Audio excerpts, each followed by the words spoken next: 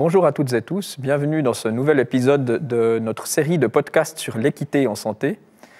Aujourd'hui, on a le grand plaisir d'accueillir le professeur Nicolas Sen, qui est directeur du département de médecine de famille à Unisanté et qui va nous parler de la perspective des médecins de famille et de sa discipline face à cette crise sanitaire du Covid-19. Bienvenue Nicolas, merci beaucoup d'être là. Voilà, alors durant les quelques minutes qui vont nous occuper, nous allons parler d'abord du Covid-19 en médecine générale et notamment on va se référer surtout à la première vague. La présentation est intitulée « Que recommander quand il n'y a pas de recommandation ?» Vous comprendrez certainement pourquoi. Un bref aperçu du système de santé suisse. Il est considéré comme performant mais cher. Il répond essentiellement à des missions de la Confédération et des cantons pour les aspects organisationnels, avec une couverture maladie obligatoire via des assurances privées. En termes de fonctionnement, pour la médecine générale ou la médecine de premier recours, il s'agit d'un fonctionnement de médecine libérale, donc qui est extrêmement peu régulé, avec du paiement à l'acte et une grande proportion encore à l'heure actuelle de cabinets solo, c'est-à-dire qu'on trouve souvent un seul médecin avec une assistante médicale et c'est rarement des équipes interprofessionnelles. Il y a très peu de fonctions en fait, officielles de gatekeeping, c'est-à-dire que les patients n'ont pas forcément le besoin de passer par le généraliste avant d'aller chez un spécialiste. Et puis, il y a quelques expériences pilotes pour essayer de changer un tout petit peu le système, mais pour l'instant, il est relativement stable.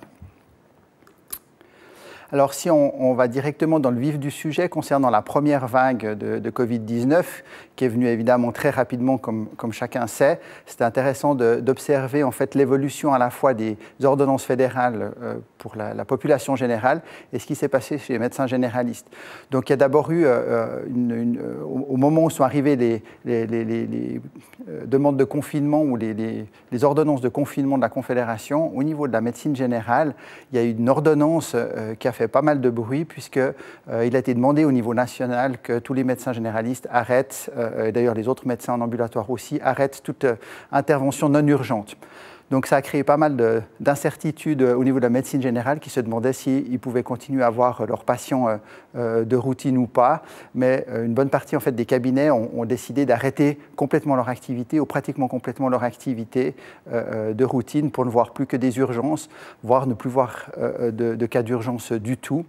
Par la suite, ça a été repris par les offices des médecins cantonaux, notamment dans le canton de Vaud, qui a précisé un peu cette ordonnance fédérale pour préciser qu'en fait, on pouvait quand même continuer à voir les patients. Il y avait un incitatif, en tout cas une incitation à ce que les consultations se passent virtuellement, par téléconsultation, mais il n'y a aucun moyen qui ont été débloqués particulièrement par rapport à cette activité.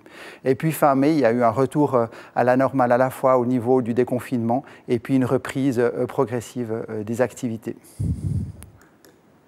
Alors, comment est-ce que c'est vécu du point de vue des médecins généralistes, cette première vague? En fait, on a assez peu de données. On a été beaucoup parasité, on le verra plus tard, par ce que les médias ont pu dire.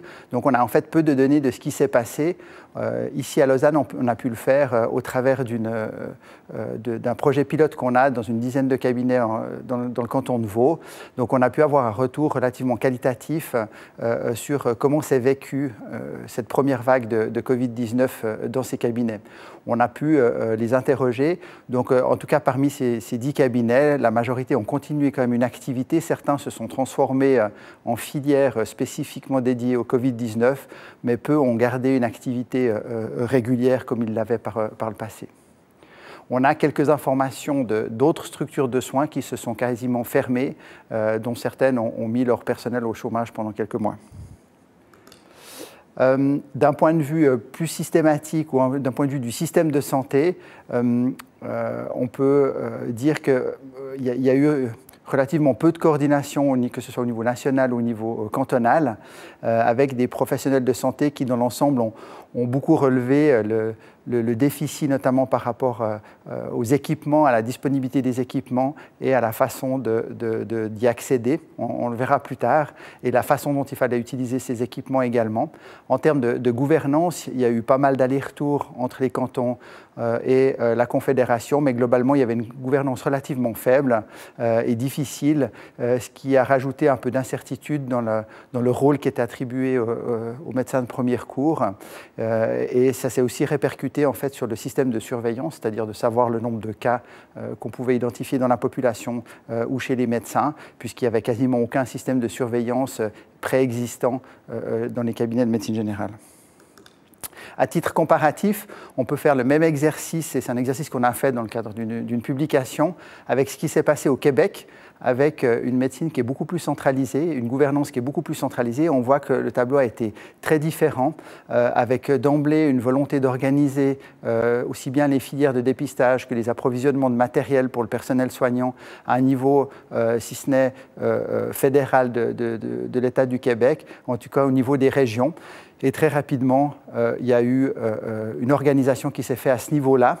Un élément qui est extrêmement intéressant, qui ressort du Québec, c'est que dès les premières semaines de la pandémie, il a été possible pour les médecins généralistes de facturer des consultations de télétravail, de téléconsultation, pardon. Donc, c'est-à-dire de pouvoir être valorisés financièrement pour garder le contact avec leurs patients à distance, que ce soit par téléphone ou carrément par visioconférence. C'est une mesure, par exemple, qu'on n'a jamais vue en Suisse. Alors, deux slides pour un peu illustrer le décalage qu'on peut voir entre l'activité de médecine en général et là par rapport à la médecine générale en particulier. En fait, assez rapidement, par rapport aux aspects cliniques, on a su très rapidement en gros, quels étaient les éléments qu'on avait besoin de savoir pour la prise en charge des patients. Il y avait évidemment des incertitudes, on ne savait pas si les enfants transmettaient plus ou moins la maladie, mais en gros, la présentation clinique, elle était assez rapidement claire. Au niveau de l'épidémiologie, des temps d'incubation, des temps de récupération, tout ça était assez rapidement défini. Aussi les modes de transmission, la façon de se protéger contre la maladie, ou encore le lien avec les recommandations générales de santé publique. Tous ces éléments-là, finalement, les médecins les ont très rapidement intégrés, ils étaient très rapidement connus.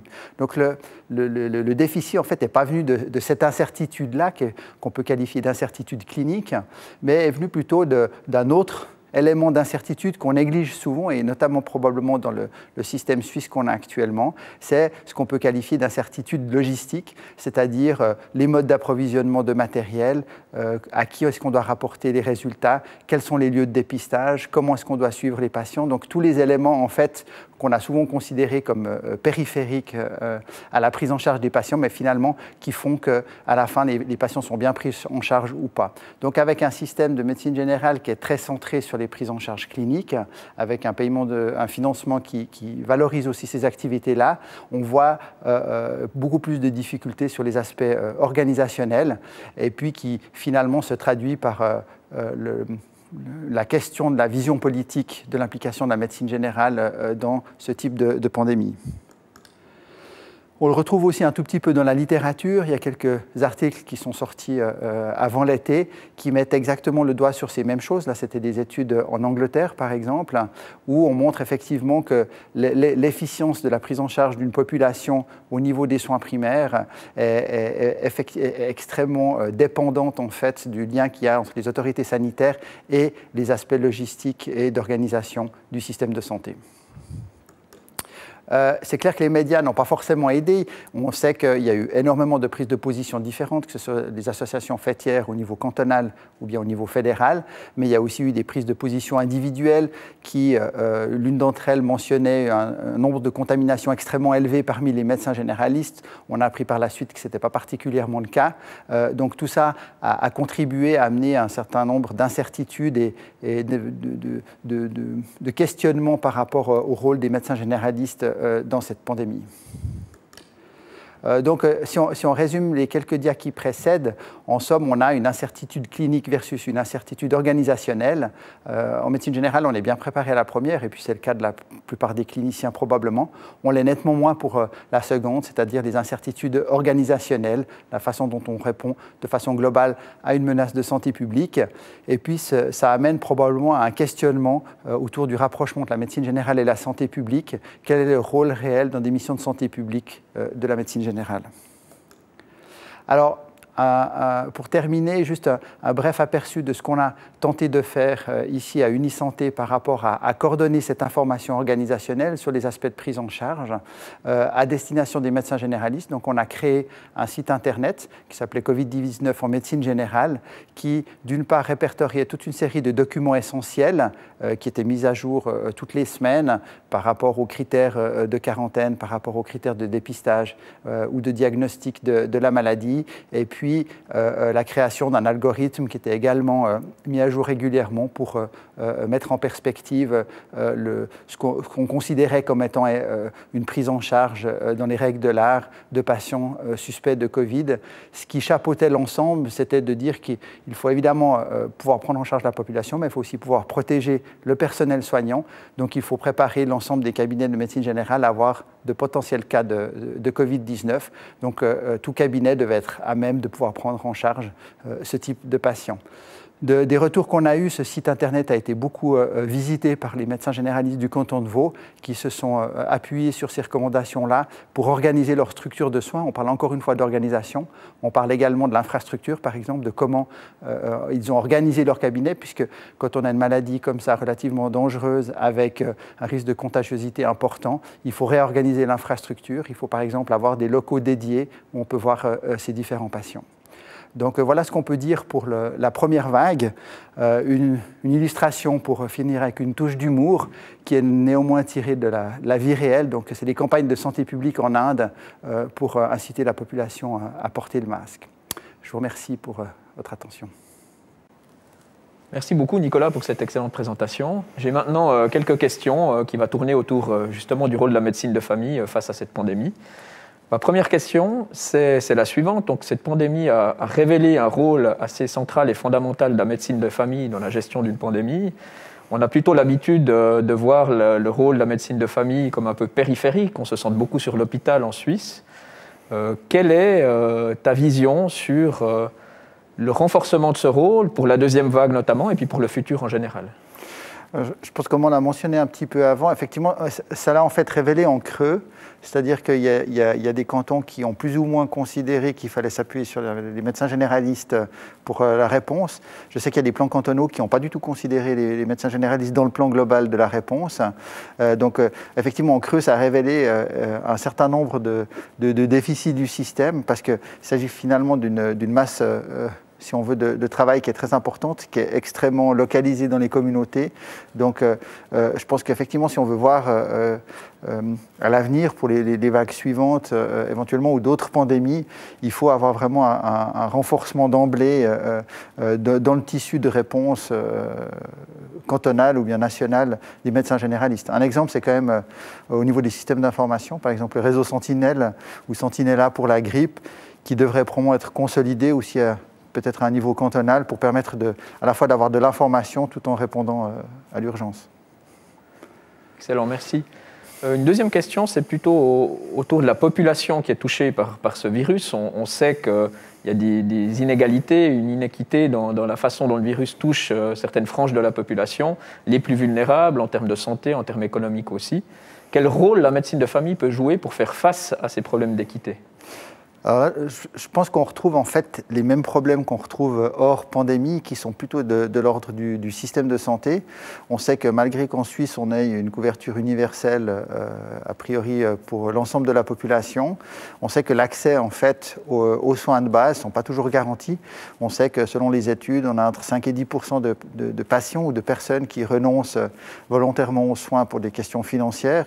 Donc finalement on retrouve, et c'est peut-être de façon encore plus aiguë dans une pandémie, les mêmes problèmes en fait systémiques, c'est-à-dire qu'on a un système qui coûte cher, le système de franchise parfois retient les gens de consulter, et il s'accentue probablement dans les périodes de crise où les gens ont probablement aussi moins de revenus. Donc on a un effet d'entraînement supplémentaire, mais finalement c'est que l'exacerbation d'un déficit système, et c'est ce à quoi on devrait en fait s'atteler. Alors encore une dernière question qui est un peu plus personnelle. En tant que citoyen et médecin de famille, comment vois-tu l'avenir, la suite, cette deuxième vague est plus loin en fait? Quel est ton point de vue? En fait, je la vois peut-être sous deux angles différents qui me semblent cruciaux. Dans la première vague, en fait, on a eu pas mal de problèmes qui étaient directement liés à la prise en charge clinique ou à la réponse sanitaire elle-même. Et puis, on voit déjà maintenant des problèmes d'un nouvel ordre qui surgissent, liés plutôt aux aspects de santé mentale, d'épuisement non seulement des soignants, mais aussi de la population. Donc, ça crée des nouveaux problèmes, des nouveaux besoins, donc des nouvelles façons de voir cette pandémie. Puis, je pense que le deuxième élément qui surgit également, c'est les aspects d'information de qualité, d'information qu'on peut voir circuler sur les réseaux sociaux. Ce qu'on peut voir passer est des fois complètement hors de la réalité. Et là, ça pose un réel enjeu, il me semble, au niveau de la société en général. C'est vraiment de remporter ce défi de pouvoir faire accéder au plus grand nombre à une information de qualité et juste, scientifiquement. Merci beaucoup, tu as contribué à cette bonne information aujourd'hui. Encore merci pour ton intervention. Merci à toi, Joachim. Voilà, merci encore pour votre attention. On va se retrouver avec grand plaisir pour une nouvelle thématique dans le cadre de cette série sur l'équité en santé. Merci à toutes et tous et à très bientôt.